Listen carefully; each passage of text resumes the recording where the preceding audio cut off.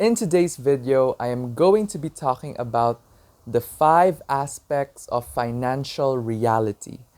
So, today's video is actually based on a few videos that I've made in the past regarding financial freedom. And what I'm going to be doing is I'm going to be placing a link in the description for you to watch the playlist after you are done with this video, because this video is actually related to one of the things that I talked about in those previous videos. So this video is more of me expounding on financial reality. So financial reality, in essence, is basically your current reality in terms of finances. It is that simple. And yeah, first things first, if it is your first time on this channel, it is nice to meet you. I am Rophe. And if you've been following this channel for quite some time, then it is simply nice to see you again. So as I mentioned, there are going to be 5 aspects we're going to be talking about. So let's get right into it. So the first aspect we will be talking about is earning. So earning, in essence, is basically how much are you earning as of today. And my suggestions regarding earning are the following. So number one, if there's a way for you to be able to earn more, meaning that could be taking a job promotion, switching jobs, or maybe taking on more work if possible, then why not? I would suggest that, because the more money you earn, that would simply mean that you have more money for you to save and invest towards your financial future.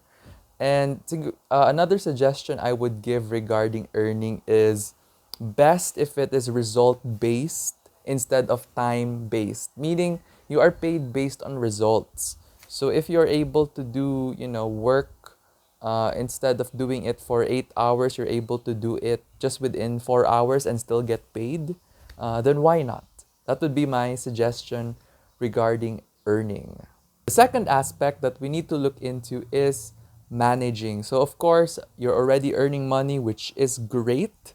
The next thing you need to look into is how are you when it comes to managing your money. So, when it comes to managing your money, this would be my suggestion. So, in my life to this day, I have 3 non-negotiables in terms of managing, meaning once I get the money, once I earn, these are 3 things that are non-negotiable to me. So number one is tithes and offerings, meaning I already take a portion of my income to be given to tithes and offerings. Number two is investing. And number three is saving. So for the saving and investing part, uh, this really depends on your current financial situation, on how much you can save consistently and invest consistently. So for that part, I'm going to leave it up to you to think on your own regarding what percentage are you willing to commit to on a monthly basis when it comes to your saving and investing. And as for tithes and offerings, it's just 10%. So that is it for managing. Okay, so the third aspect that we will be talking about is protecting. So protecting, in essence, is simply you protecting your money and your assets. So examples of protection could be insurances, life insurance, health insurance, etc. And the point of protection, or protecting, the protecting aspect, at the end of the day, it simply serves as a shield for your finances, because I'm not sure if you know people, or maybe you do not necessarily have to know people, but maybe you've seen people in your life, or maybe just in the news, people who are rich. They have a lot of money, but there was an instance wherein maybe they got sick, or one of their family members got sick, so they had to sell some of their assets, or maybe they had to sell their business or anything like that in order to just pay for the medical bills or whatever it is that they had to address. So that's the point of protecting, because as much as possible, yes, it's good we have savings, but it seems like, what's the Tagalog term? It's like sayang. It's like sayang if you save a lot, but most of it will be spent on maybe health or maybe emergencies.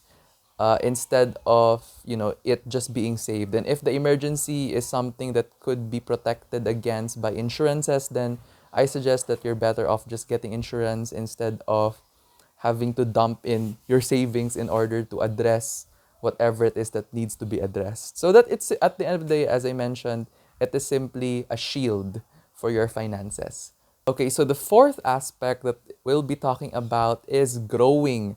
So growing in essence is how have you been when it comes to growing your money. So it's basically investing. Yeah, as I mentioned earlier, when it comes to managing, as much as possible, invest regularly every month. So when it comes to growing, and when it comes to investing in general, what I always suggest would be only invest money you are willing to lose.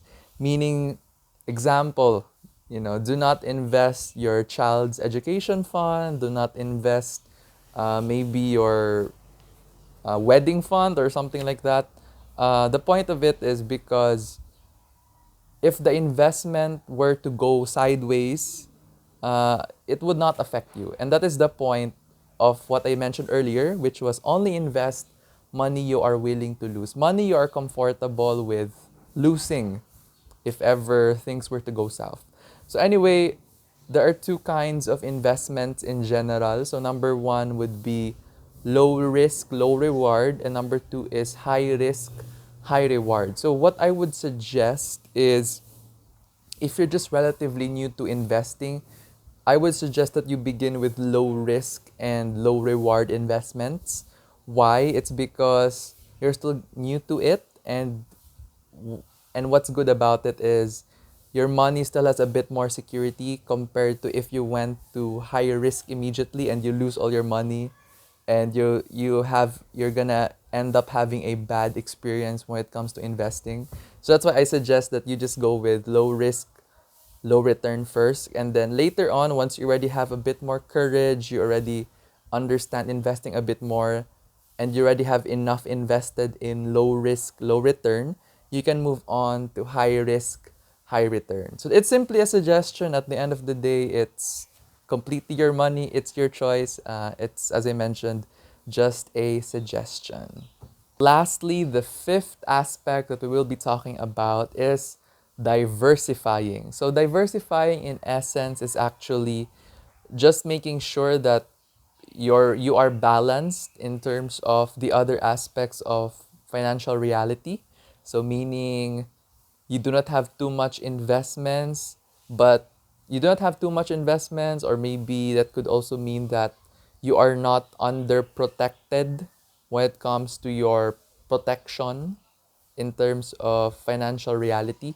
So it's simply making sure that the four aspects that I mentioned earlier are in balance, meaning you're saving, you're investing, but you're also not underprotected. It's basically that. I can't think of words to better describe it. It's just making sure that those four aspects are in order and that there is not one lacking. Meaning you are not, as I mentioned, underprotected, you do not have too much risky investments, you do not lack low low return and low risk investments. So it's a balancing act in essence. So yep, that is it for today's video. I hope you got a lot of value, and if you have any questions or any violent reactions, feel free to comment it in the comment section below.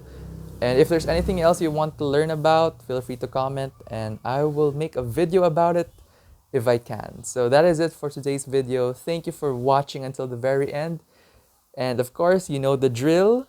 Like, subscribe, hit the bell, and feel free to share this with people in your life who you know need to hear this. So that is it. Thank you. Have an awesome day ahead. Peace.